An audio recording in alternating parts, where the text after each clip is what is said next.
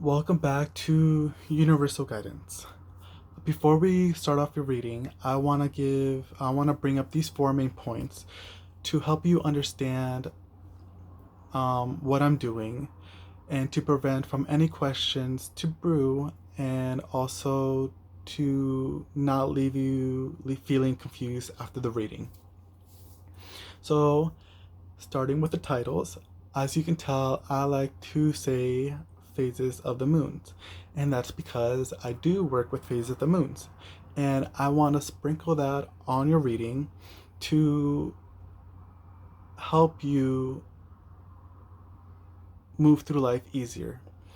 And that's because um unconsciously we are influenced by the moon. So when I'm doing these channelings, not only am I trying to pick up any important messages that you need, but also to take any actions you need um, during those phases to help you in your life. So, on a superficial level, I am telling you what you need for that week, but underneath it all, and in an unseen mystical world, I'm also um, giving you advice on what actions you need to take to fully harness these influences of the moons. So the new moon, the first quarter, the full moon, and the last quarter. And when I'm saying waxing moon, I mean the first quarter, and when I'm saying the waning moon, I'm saying the last quarter. So moving on to the second point, if you're familiar with the Taurus deck, you already know what their names are and what their meanings are. However, the deck I'm using, the Enchanted Toru, there are three groups that have different names, but they have the same meanings. However, I like to um, what's it called? I like to use them for other reasons, but right now I'm just going to clarify what these groups are and what they actually mean in the original deck. So we have the princess, the prince, and the hearts. So when I'm saying the hearts, I'm saying the cups. When I'm saying the princess, I'm saying the page. And when I'm saying the prince, I'm saying the knights. And when I'm using the pages or the princess, I am saying that you are receiving a certain messages. So pages bring um, messages to you, where the prince or the knights bring telling you what action you need to take. And the hearts are just the cups, and they mean like the original one, just they bring up they signify the water element and emotional aspects within you or around you. Um, Going on to the third point, the kings and queens. So when I say kings, I'm saying masculine energy, and when I'm saying queens, I'm saying feminine energy. And what I'm suggesting is for you to be aware of who's giving off these energies.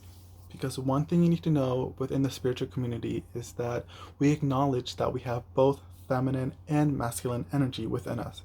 However, some are more prominent than others.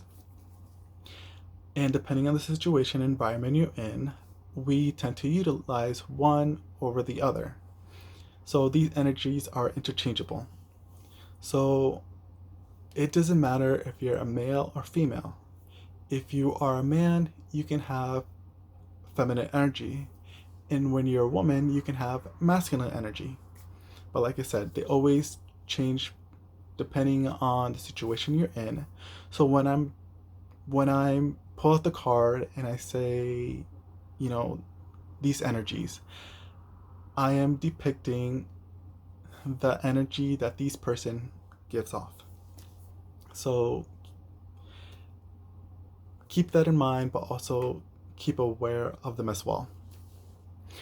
In the fourth point, I want to finally mention, fourth and last point, is the reason why I don't the cards, bef- shuffle the cards in front of you guys before the reading. And the main reason is I am saving myself from the embarrassment of how I look and how I sound when I'm doing these. I've recorded before and I look so silly, and I didn't, yeah, and personally, I find it embarrassing. So, and the reason why I want to bring this up is because within the Toro community, we they have informed a lot of their readers that there are people out there that like to shuffle or pre-shuffle their deck and have things already prearranged just so they can be misled or give off information to manipulate whatever. But that's in very few cases. But overall, other readers, they know what they're doing, and some of them are comfortable with that. Some of them are very quick to pick up their the reading seat that their audience needs. Um, However, I'm not that way. Some take longer, and yeah, and I'm don't want to show you guys that. So yes, so bringing up all the points. Hopefully they're helpful and answer all the questions that you need for your readings, and enjoy. And let's get into it. Welcome, Taurus, to your waning moon reading. So I'm reading for those who have their sun and ascendant in Taurus, and I'm doing something a little bit different this week, where I'm using the black moon astrology deck to pull out where you need to focus this reading from or into. So I usually pull out one card, but you are the third sign that has more than one. And what I got for you is the ninth house, which is faith, and the element water, which is sensing. And I'm going to be using two decks, the Enchanted Toru and the Gilded Gilded Toru deck for this reading. So let's get into it.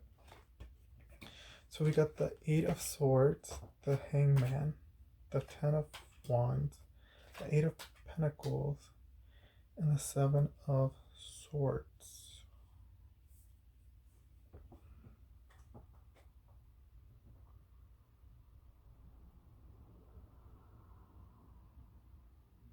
So you're really working hard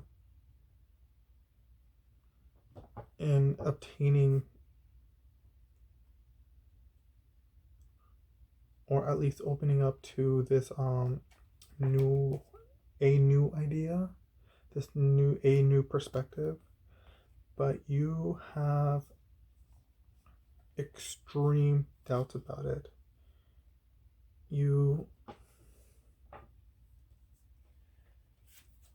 It's not only making you anxious, but you also feel doubtful about it. You just don't want to believe it. You don't want to accept it. And it's creating a burden for you. It's building pressure. Moving on, we got the Knight of Wands, the Page of Pentacles, the Ace of Cups, the Eight of Pentacles, and the Seven of Wands. So yeah, you're really holding on to this. You're really working on it. You're really trying to open your mind to it, but you're definitely fighting it. You don't want to accept it. You don't want to, because it created a fear of some sort. And it might be towards your faith of some, but you're sensing that there's more to it. You definitely sense something emotionally. Maybe it will bring in new love. That's what I'm seeing.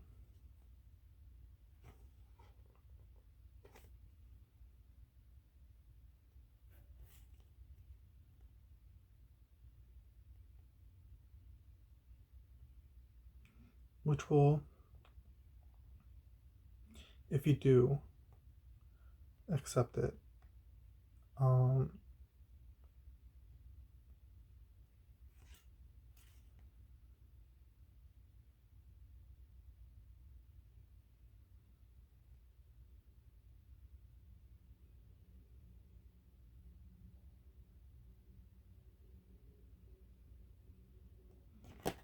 it will help you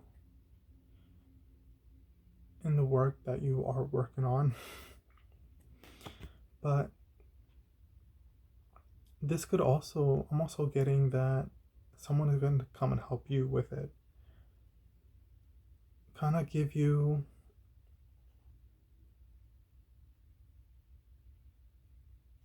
a realistic reason why you need to open up to this, because you're really not getting it. You're really trying to make sense of it, but you're kind of like, no, like, even though I'm sensing this, I need concrete evidence, concrete facts. I need facts for it.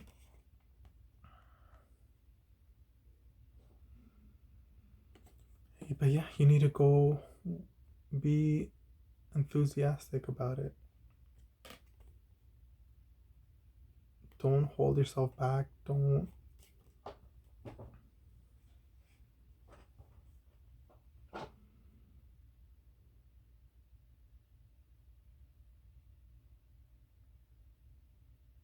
Yeah, because you're holding on to dear life towards this, which is making you anxious, because you do sense it. You do feel it is right, but you're kind of like, no, you're really fighting it off. You really find it very doubtful, but you're really, really working on it.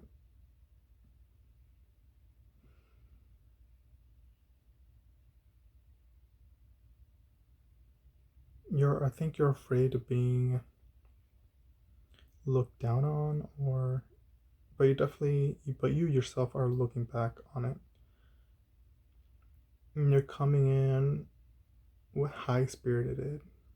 Once you do accept it, you're coming in with this new idea that you're going to help shine onto others. It's going to help you shine with others.